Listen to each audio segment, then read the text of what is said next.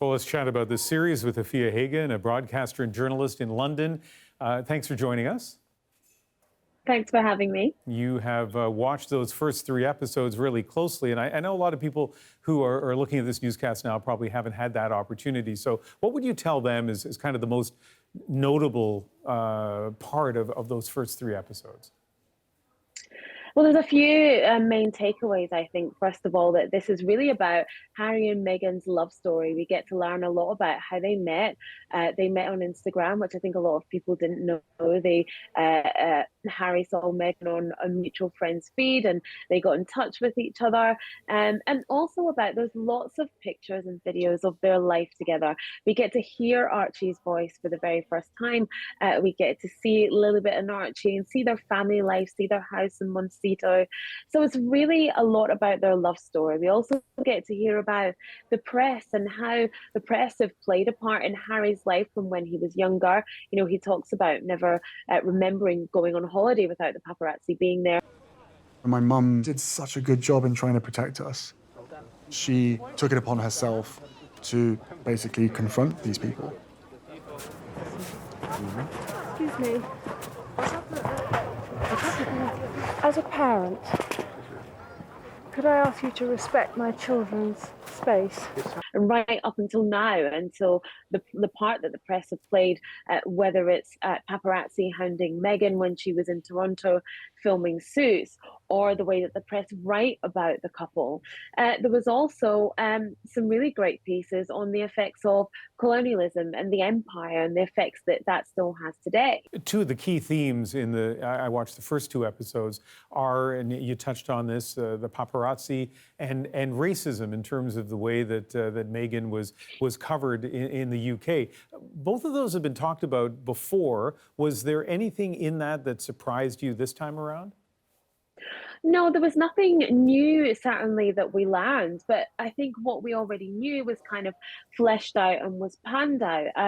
So Harry talked about, both Harry and Meghan talked about actually when the story broke of them dating, but Meghan was still working on Suits, and how the paparazzi pursued her in Toronto. So I would say to the police, if any other woman in Toronto right now said to you, I have 6 grown men who are sleeping in their cars around my house and following me everywhere that I go and I feel scared, wouldn't you say that it was stalking? And they said, yes, but there's really nothing we can do because of who you're dating. There was a death threat, and then she had to have increased security with evasive drivers and things like that. And then also talking about the press and the way the press wrote about Meghan when they figured out that she was biracial, the headlines seemed to turn. Very different to be a minority but not be treated as a minority right off the bat.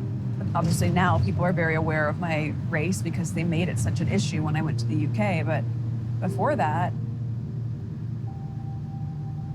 most people didn't treat me like a Black woman. So that talk didn't have to happen for me.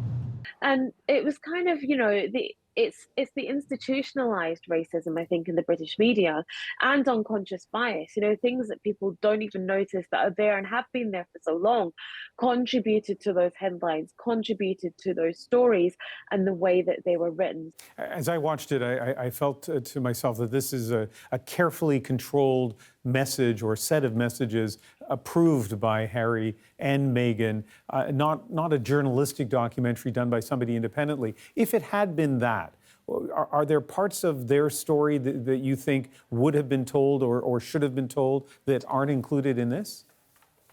You're absolutely right in saying they have curated parts of their life that they want us to see.